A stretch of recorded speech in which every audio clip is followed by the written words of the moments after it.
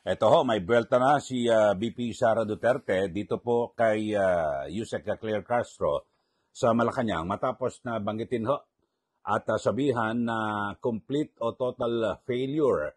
Ito po nga si VP Sara Duterte nang siya po ay maging kalihim ng Department of Education. At sabi po ni VP Sara, maayos po yung kanyang panunungkulan at magandang kanyang performance. Sa katunayan, nung siya raw po ay magre-resign o sa DepEd, talagang pinigilan mo siya ng Pangulo. Pero eto, unahin muna natin. Meron pong isang matindihong revelasyon. Ito pong si VP Sara Duterte na yung eksena na ho ng kanyang maisumite, yung kanyang resignation sa Pangulo, nagbeso-beso, naku, amoy alak daw ang Pangulo. 10:30 in the morning, maaga, 10:30 ng umaga, ay ito raw po ay amoy alak na. So matindi ho, no? So yun do ang failure. Kasi maaga pa lang, amoy alak na, uminom na. Umiinom na. At sa kanyang pagkakaalam, parang kanyang hula lang naman, whiskey. Bagamat sa maraming pagkakataon, nakikita niya, puro champagne lang ang iniinom ng Pangulo. Pero yan po ay pinabulaanan ng Malacanang ni Yusek Claire Castro. Hindi raw po totoo na maaga pa lang umiinom na ang Pangulo. Pero ito, pakinggan doon natin, ito ho muna. Kasi medyo mahaba-haba ng konti, no? yung pahayag ni VP Sara Duterte.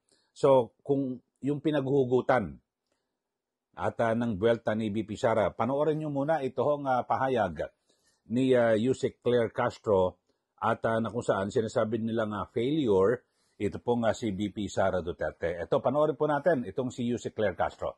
Binigyan po siya ng pagkakataon, pinagtiwalaan siya ng Pangulo since 2022 hanggang 2024 para maging DepEd Secretary.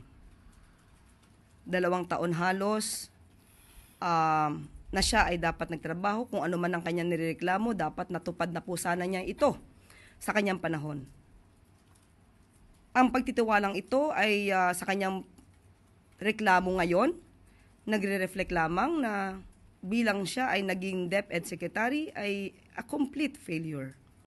Yan po, inyo pong napanood, ito hong pahayag sa isang press con dyan po sa Malacanang ni Yusek Claire Castro na kung saan ay kanyang binabanggit na kasi yung naitanong ho dito kay ni Claire Castro, kay Yusek Castro, dahil sa parang napag-iiwanan pa rin ang Pilipinas, yung hinggil sa kalidad ng edukasyon dito po sa ating bansa. So sabi ho ni ni Yusek Castro, siya ay naging kalihim ng DepEd at parang sinasabi niya wala namang nagawa yan si VP Sara at sinasabi niya total failure o sablay, palpak at walang silbi.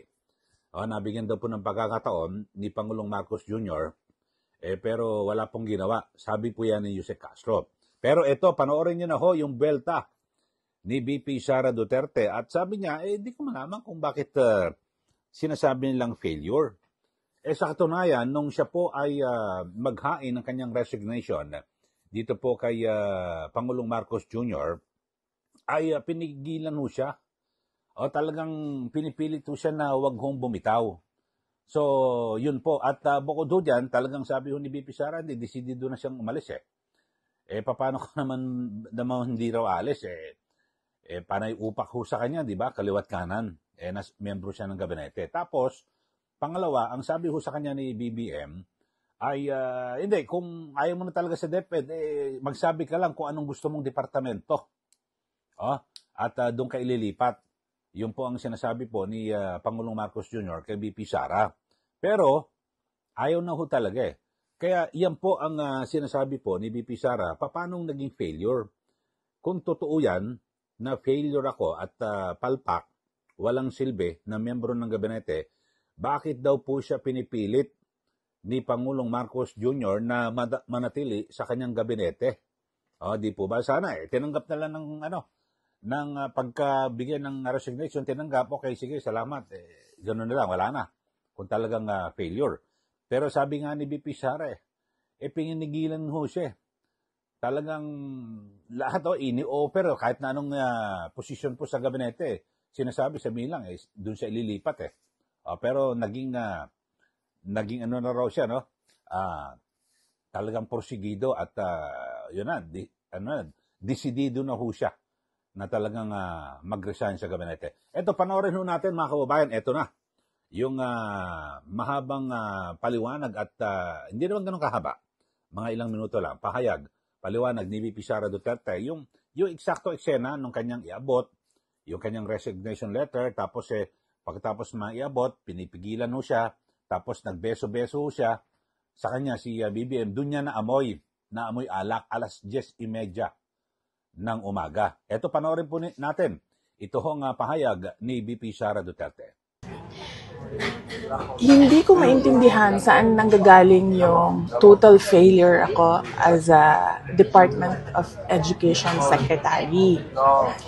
Kasi iba yung actions ni BBM noong ako ay nag-tender ng resignation. Kung maalala ninyo, that was June 19, 2024. It was a Wednesday. Matagal ko na pinag-isipan yung pagre-resign. Inisip ko na kapag mag-resign ako, habang nasa administration ako, inaatake ako. Pag nag-resign ako, dodoble yung atake sa akin. Posibleng mag-file ng impeachment case sa akin dahil September 2023 pa lang pinag-uusapan na yon. So, matagal ko na hawak-hawak yung resignation letter na yun. Matagal akong pabalik-balik sa Malacanang, pero hindi ko talaga pa naibigay. Pero nung June 19, 2024, dun ko na isip na yun ang pinakatamang panahon na ibigay ko na yung irrevocable resignation ko. Kasi merong meeting sa Malacanang about opening of classes na hindi naman dapat na umaabot sa level ng Pangulo, pero meeting ko no para sa kung kailan magbubukas ang klase. So after nung meeting, mag-request ako kay President Marcos if I can have a few minutes of his time. Meron lang akong ibigay sa kanya na sulat. So, ang ginawa niya, sinabi niya, so ano kasi yun? Meron silang reception area, tapos papasok ka sa isang room. Doon sa room, doon ginagawa yung meetings nila. Merong conference table. Tapos, pinapasok niya ako sa isa pang room. Doon sa loob, nagmukha siyang office na may table, may office table, may lounge, merong living room. Doon niya ako dinala. Meron pa isang conference table. So, tinanong pa nga niya ako hindi ka pa nakapasok dito? Sabi ko, hindi. First time ko ito nakapasok dito. Tapos nagkwento pa siya na, nung panahon ng tatay ko, parang kung saan nag-gather ang mga tao. Tapos, gusto niya daw yung view na yon doon, kaya ginawa niyang office. Sabi ko, okay. Gumanon lang ako. And then, sinabi ko na sa kanya, may dala ako na letter, ibibigay ko sa'yo. Tapos, binigay ko sa kanya. And then, nung pinasa na niya, ang sabi niya, why? Tanong siya sa akin, bakit? Tapos sinabi ko sa kanya, ayoko na pag-usapan kung bakit ako mag-resign. Para sa akin ba, kailangan pa ba itanong yun? Hindi mo ba nakikita kung ano yung ginagawa ninyo sa akin? O parang, hindi naman ako masokista na aatakihin ninyo ako nang aatakihin habang nagtatrabaho ako para sa inyo, and to think na the Department of Education was the department that was delivering results sa administration. So hindi na ako sabi ko ayaw kong pag-usapan. And then sabi niya, he tried to ask me to stay. Tapos sabi ko, ayoko na. And then, ang sunod niyang ginawa, inofera niya ako, may gusto ka ba na posisyon Sabi ko, wala akong gustong posisyon. Tapos ang sunod niyang sinabi sa akin, pwede ka bang tumulong sa midterm elections para sa mga senators? Tapos sabi niya, kasi di ba yung pugpong ng pagbabago, kasali naman yun sa unit team noon. Gumanon siya. Sabi ko, hindi ko, pag-iisipan ko, pero wala pa akong plano para sa 2025 midterm elections ng senators. So, clearly, lahat ng attempts niya to make me reconsider my resignation, na sinabi niya, magstay lang ako as Department Secretary o DepEd, na sinabi niya, gusto ko bang lumipat sa ibang posisyon, sabihin ko daw sa kanya, na sinabi niya, pwede ba akong tumulong sa midterm elections ng 2025. So, hindi iyon actions ng taong tumitingin as failure ako. Action yon ng taong tumitingin na kailangan niya yung trabaho ko. So, hindi ko alam saan nagagaling yung sinasabi nilang failure ako as a Department of Education Secretary.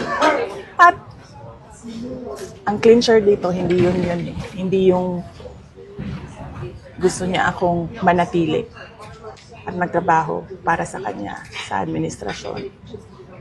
Yun yung pag-alis ko, nagbeso-beso siya sa akin.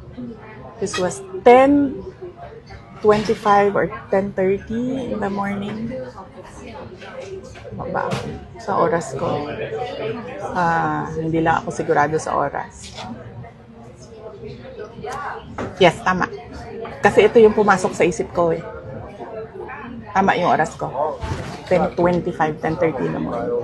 Amoy alak siya. At kung ako ang pahulain, kung ano yung alak na yon, whiskey. Pero, hindi ko naman siya nakita nag-inom ng whiskey. Nakikita ko siya lagi umiinom ng champagne. Pero amoy alak siya at 10:30 in the morning. Doon na-confirm yung decision ko na mag-resign. So, hindi ako ang failure.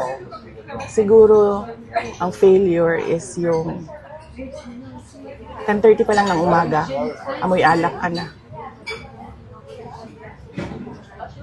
O yan po, panood nyo itong mismong pahayag, paliwanag ni VP Sara Duterte na kung saan ay kanyang binabanggit na sa una, naggugulat to, saan man ang gagaling itong mga sinasabing failure ako? Sabi ni VP, pinipigilan nga ako eh. Kung palpak ako ng miyembro ng gabinete, hindi na raw siya aalukin ng Pangulo. O, yun po. At ang sabi niya nga talagang dapat to tanggapin ng ating gobyerno na meron pong pagkukulang sa sektor po ng edukasyon na dapat na talagang pagbutihin pa, di po ba? At sabi niya, pag hindi mo kasi tinanggap ang problema, paano mo susolusyonan? So, kanyang kinikwento yung eksena na pumasok sa isang silid, diyan po sa Malacanang, tapos inabot niya yung letter, pinigilan mo siya, tapos beso-beso, ayun na, amoy alak. Sa kanyang pagkakaalam, hula niya lang naman, whiskey. Kasi, tapos, bagamat madalas siya makita na champagne ang iniinom ng Pangulo. So, kayo po, ano pong masasabi niyo ho rito?